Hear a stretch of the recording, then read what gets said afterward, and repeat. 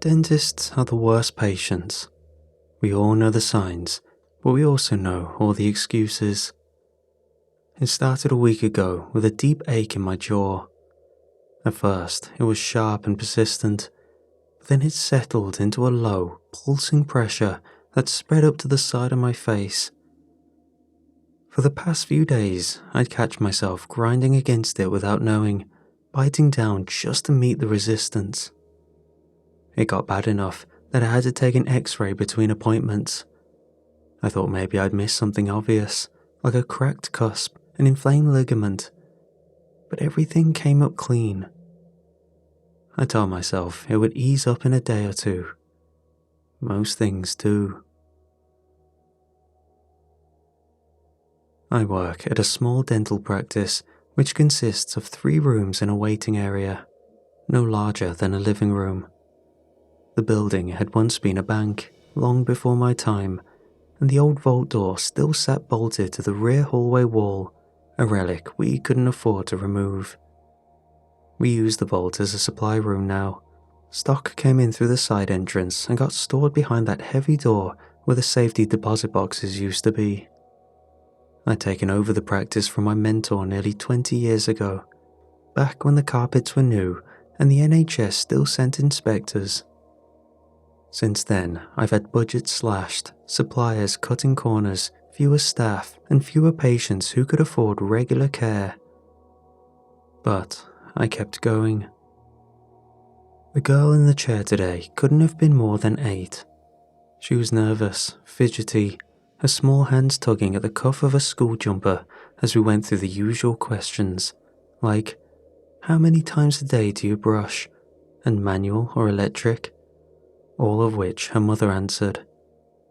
She chipped one of her molars chewing on a hard sweet, and a small cavity had opened up beneath a crack, just deep enough to need filling before it turned into something worse. She looked terrified. It's just a small filling, that's all, I reassured her, keeping my voice low and easy, the tone I'd perfected over years to calm my patients. Nothing you'll even notice after a day. She gave me a look like she wasn't so sure. I had one just last week myself, I added, opening my mouth so she could get a good view and pointing towards the tooth with a gloved finger. Didn't hurt at all, barely felt it really. A lie, technically. The ache had been waking me up some nights now, a deep, throbbing thing under the back of my molar they'd patched with one of the new composite kits. That's what I get for letting a student dental nurse practice on me. But I assured this girl that she had nothing to worry about. I had perfected this. She seemed to relax a little at that, enough to lean back without gripping the chair arms so tightly. Kelly stood to my left, ready with a suction, watching the girl more than the tools. She'd been assisting in this practice longer than I'd been running it. She had a good instinct for nerves, knew when to speak and when not to. I gave her a small nod of approval and adjusted the light. As I worked, a slow, pulsing pressure pressed in my jaw, which seemed to keep in time with the drill. I ignored it. When the girl and her mother left, I cleaned down the room and logged the notes into the system. Another job done. Outside, the afternoon had started to slide into grey, the sky thick with the kind of clouds that promised rain by evening. I was halfway through preparing for my next patient when the receptionist buzzed through. "Mr. Collins is here early. Says he's in quite a bit of discomfort." I checked the screen. Collins had only been in 2 weeks ago. A standard cavity, nothing remarkable. Composite filling, same batch as the others. Just as I was about to call him, I caught a notification at the bottom of my screen. It was another email from my daughter, Claire. I didn't have time to open it now. She was still abroad, enjoying her 20s, moving from place to place. She mentioned before that she didn't trust the dentists out there. Just a few weeks ago, I sent her some spare composite kits, adhesives, and a new pack of etch and bond. They were extras from the new supplier. They'd sent more than I ordered, probably hoping to keep me on as a regular customer. I sighed and rubbed at my jaw. Then, I called Collins through. He shuffled into the chair with a stiff wariness. He was in his mid-40s. Over the 10 years he'd been coming here, I'd learned that he was a factory worker and the kind of man who didn't complain unless something was really wrong. "It's been aching like hell," he said. "Keeps me up some nights. Feels like it's moving, if that makes sense." I nodded, already pulling up the x-ray from last time. "Any swelling? Fever?" "No fever. A bit tender. Hurts more at night. It has a dull sort of pressure." I lined him up for a fresh x-ray, tilting the sensor to catch the apex properly. My jaw throbbed as I worked, as if it were keeping pace with the hum of the machine. I tried not to rub at it while he watched. When the image loaded, I pulled up the last one beside it for comparison. I'd taken it barely a fortnight ago. I was expecting a slight shift, perhaps a faint halo at the apex, something I could attribute to early pubertas or a missed microfracture, something familiar. Instead, the interior of the tooth looked dramatically worse. There were voids and areas beneath the enamel that had been solid a week ago, now hollowed. The density wasn't right, and on closer inspection, there was a neat, round hole. I leaned in closer to the monitor. I've been staring at dental films for 30 years, and I'd never seen voids like that. Clean, deliberate looking, almost surgical, except no drill had done this.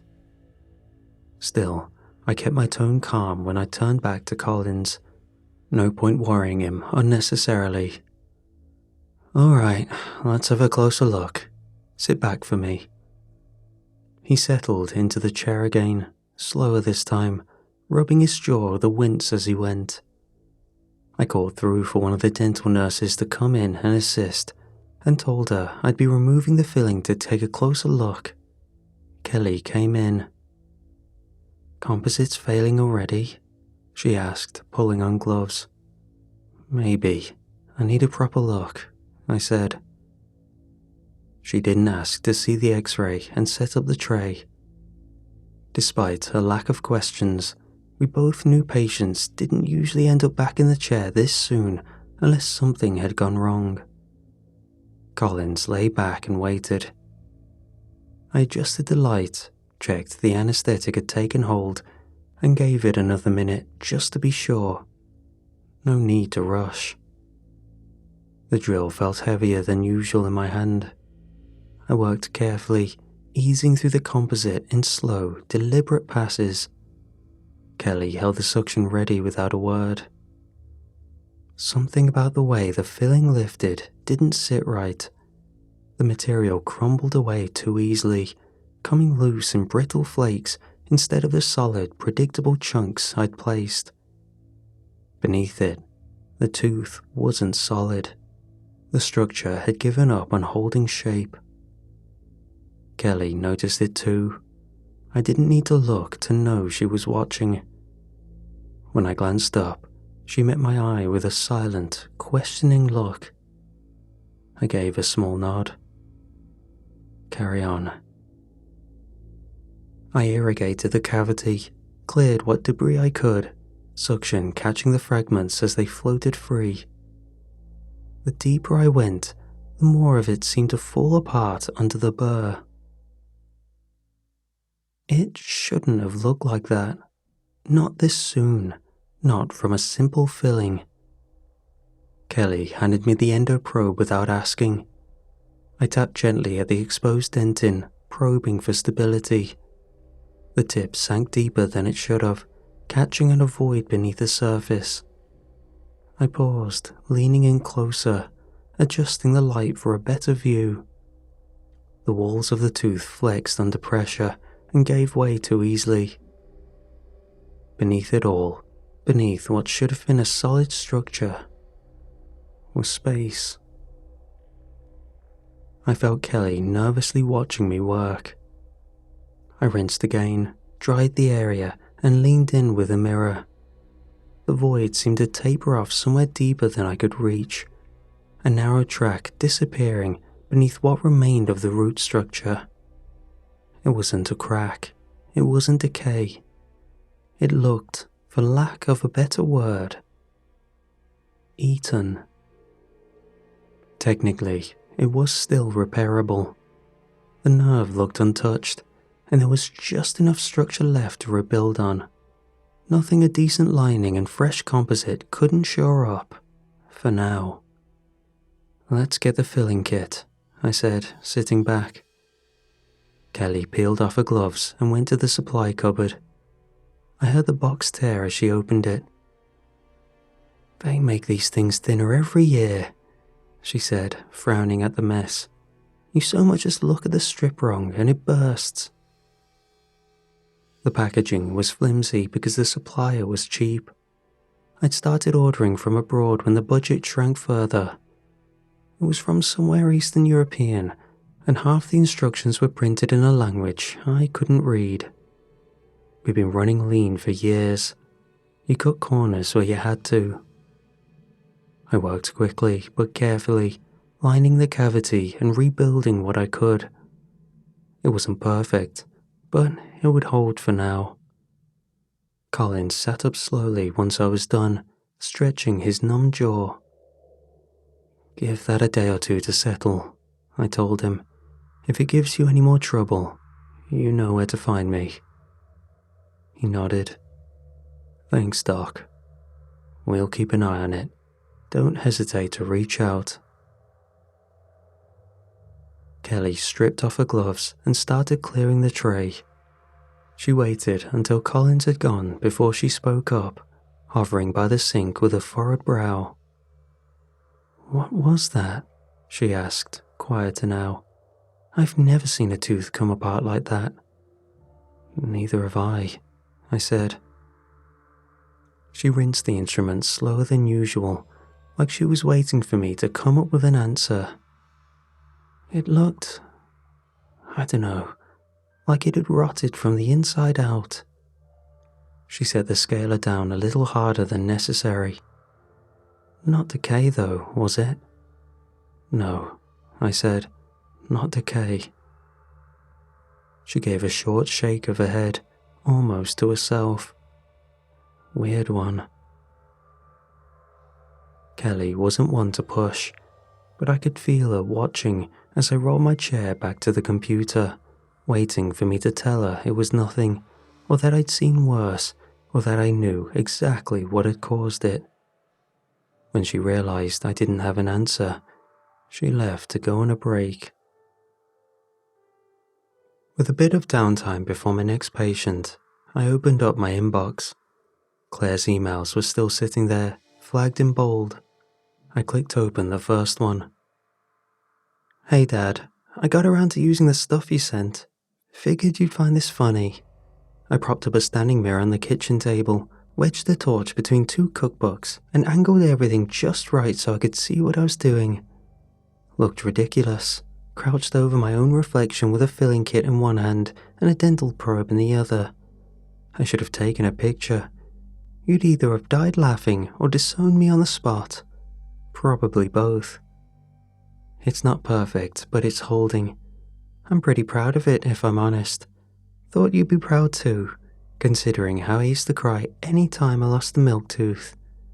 When I finally make it back home, you'd better have a job waiting for me.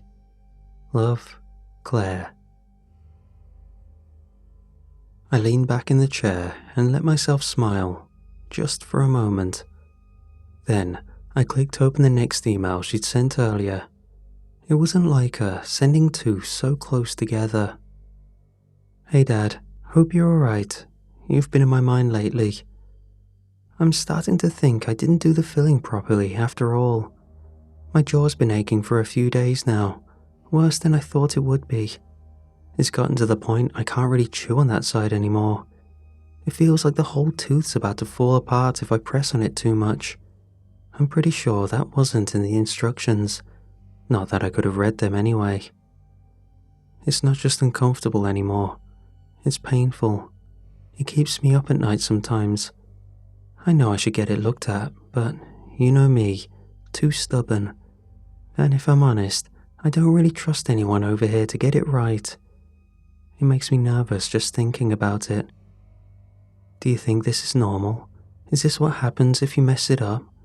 Or is it something worse? Let me know when you can. Love, Claire.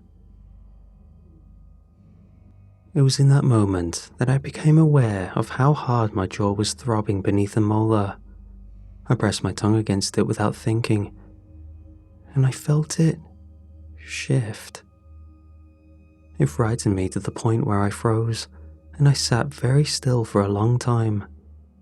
Let the pulse drag out slow and thick through my jaw. Then energy surged through me, and my fingers moved before I thought about what they were doing. I pulled up records, checking dates, dragging appointments onto the screen one by one. Collins, the girl, me, and then Mrs. Graham, the first to receive one of the new fillings. All of us were patched from the same shipment of cheaper supplies.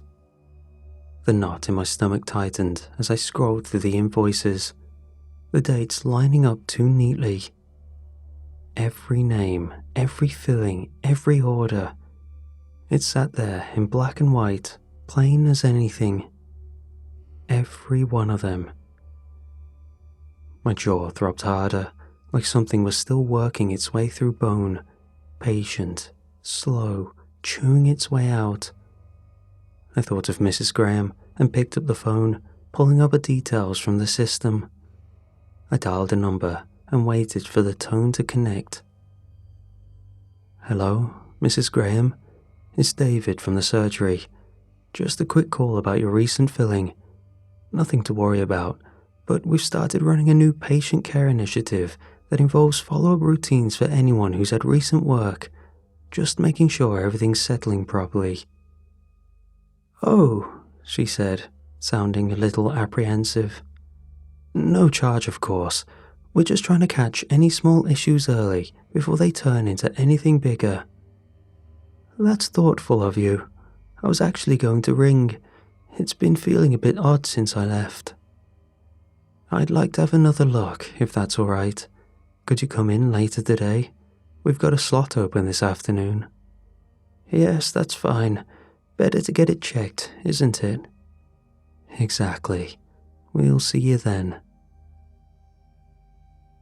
Mrs. Graham arrived later that afternoon, right on time.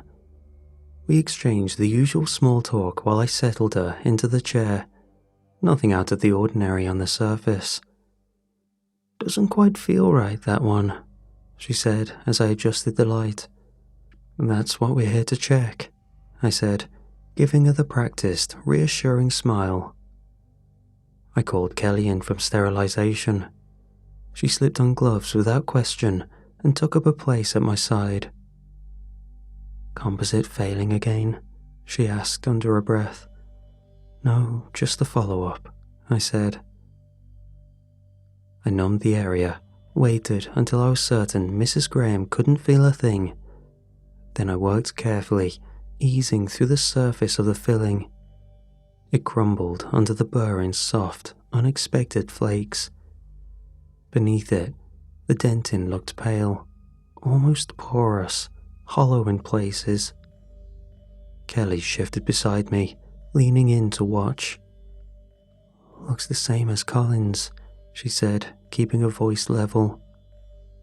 I irrigated the cavity as she suctioned clear the debris. As I leaned closer with the mirror, something small and pale. It was moving.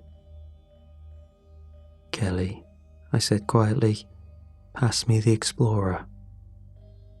She did, without comment, though I felt a breath hitch as she saw it too.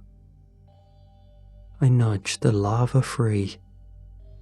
It was tiny, embedded right where the pulp should have been, Kelly's widened eyes flicked between me and the thing writhing faintly on the tip of my tool. She kept her composure, barely. Mrs. Graham still had her eyes closed, blissfully unaware. "Get the container," I said, steady as I could manage. "Now." "I've never seen anything like that," she whispered as she passed it over. "Neither have I said, placing the lava inside with careful precision, snapping the lid shut before I could shift again. We both sat there for a moment longer than necessary, watching it curl and flex against the plastic. Kelly's gloves creaked faintly as she tightened the grip on the edge of the tray, as if bracing herself against the reality of what we'd just found. My tongue pressed instinctively against my own molar. I felt it again, that faint shift beneath the enamel. The realization settled hard in my chest. Collins, the little girl, Mrs. Graham, Claire, me. I swallowed hard, tasting the metallic tang of fear crawling up from the back of my throat. Kelly remained speechless, ignorant to the real reason the lava was there. "I need you to head over to Marston's," I said quietly, leaning in close enough that Mrs. Graham wouldn't overhear. "See if they'll sell you a filling pack. Say it's for a rush case. Do whatever you have to." Kelly blinked at me, confused. "We've got more in the vault. Plenty." "I don't want what's in the vault," I said. "Just trust me on this. Go. Beg if needed." Mrs. Graham shifted slightly in the chair, but kept her eyes closed, still numb, still unaware. Kelly hesitated, then gave a single nod, stripping off her gloves as she left. She returned 5 minutes later with a fresh kit in hand, looking relieved and a little flushed. "They didn't ask questions, just happy to take the money," she said. "Didn't even check what I needed it for." "Good," I said. "Let's get it patched up." We worked quickly and cleanly with the new materials. The tooth was lined, filled, and polished to a shine. Mrs. Graham sat up, feeling better than she had when she walked in, and thanked us both politely. "Feels loads better already," she said. "It was worth coming back in." I smiled and sent her on her way. When the door shut behind her, Kelly turned back to me. "All right," she said. "What the hell is going on?" I opened my mouth to answer, but I struggled to find where to start. It was in that moment that I felt a snap in my mouth. It was sharp and sudden, like a tooth was splintering.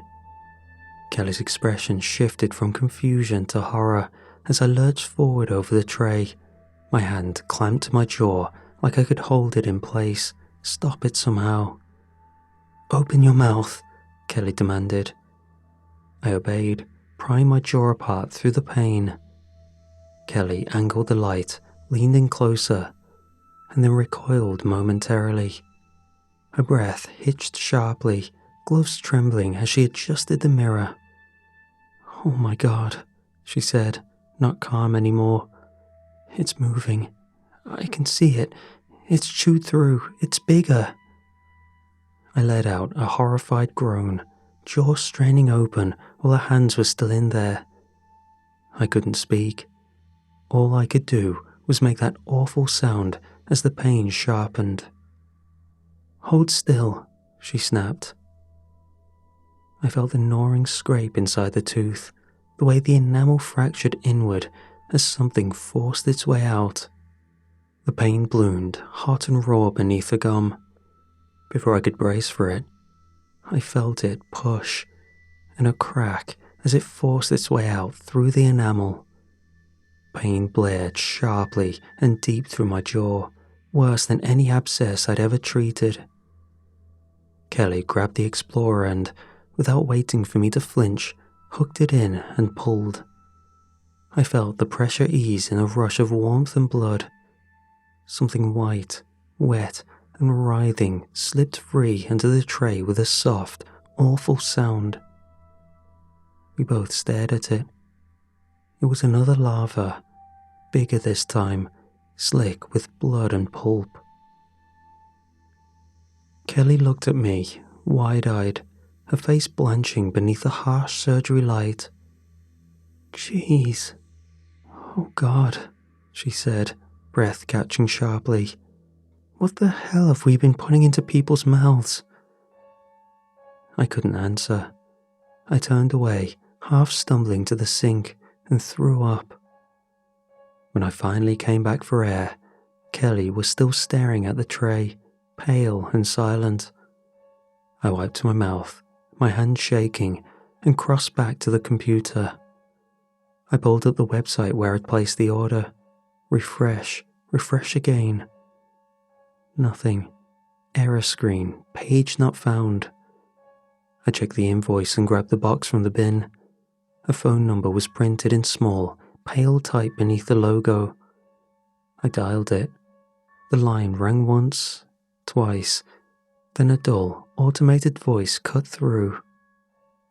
"The number you have dialed has not been recognized. Please check and try again." I tried twice more. Same message, same dead tone. I sat back, staring at the box, the screen, the number, as if something would change if I looked long enough. There was no trail left to follow. How did they even get listed? How did they pass themselves off as legitimate? The package had looked cheap, yes, but not dangerous. There had been no warnings, no red flags, no reason to question it beyond the usual distrust that came with buying cheap. They sent extras, they'd been polite, efficient. And now, nothing. Half the world away, using the same kit I'd sent, Claire's jaw hurt, with one of those things inside of her teeth, eating away at the enamel from the inside out. I pressed my fingers hard against my temples and felt the pulse through my jaw. And in that moment, I felt utterly helpless.